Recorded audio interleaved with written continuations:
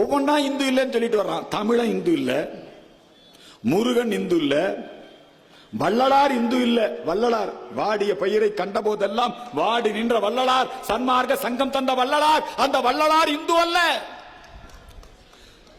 நம்முடைய தெய்வ புலவன் திருவள்ளுவன் இந்து அல்ல. எக்காலத்திற்கும் பொருந்தக்கூடிய தமிழ்மறை திருக்குறளை தந்த நம்முடைய வள்ளுவன், கடவுள் வாழ்த்தோடு 10 பாடல்களோடு திருக்குறளை கொடுத்த நம்முடைய வள்ளுவனை இந்து அல்ல. வள்ளுவனை பாதிரியார் மாதிரி வெள்ளை டிரெஸ்ல போட்டு வச்சிருந்தான் திமுக காரன். அந்த வள்ளுவர் சிலை தஞ்சை, அதுக்கு பக்கத்துல பிள்ளையார்புரம்னு ஒரு இடம். அந்த வள்ளுவர் சிலை மேல எவனோ ஒருத்தன் மைய ஊத்திட்டு போயிட்டான், அசிங்கப்படுத்திட்டு போயிட்டான். இந்து மக்கள் கட்சியின் சார்பிலே அங்கே சென்ற நாங்கள் அந்த வள்ளுவன் சிலையை தூய்மைப்படுத்தி அந்த வள்ளுவன் சிலைக்கு அபிஷேகம் செய்து ருத்ராட்சம் அணிவித்து காவியாடை அணிவித்து வள்ளுவனையே இந்துவாக, அந்த சதி திட்டத்தை, வள்ளுவரை கிறிஸ்துவராக மாற்றுவதற்கு ஒரு பெரிய சதி திட்டத்தை செய்து கொண்டிருந்தார்கள் திராவிடர் கழகத்தை சார்ந்தவர்கள். அந்த சதி திட்டத்தை முறியடித்தது இந்து மக்கள் கட்சி.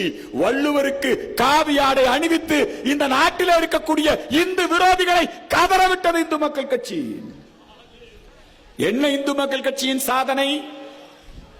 இலங்கையிலே தமிழன், அந்த ஈழத்தமிழர் பிரச்சனையை, இது வெறும் 8 கோடி தமிழர்களின் பிரச்சனை அல்ல, உலகெங்கிலும் இருக்கக்கூடிய 120 கோடி இந்துக்களின் பிரச்சனை. இமயம் முதல் ஈழம் வரை இந்த நாடு இந்து நாடு, சந்திரசூரியர் உள்ளவரை இந்த நாடு இந்து நாடு.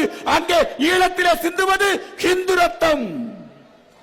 இந்து மக்கள் கட்சி தான் அந்த லீடு கொடுத்தது.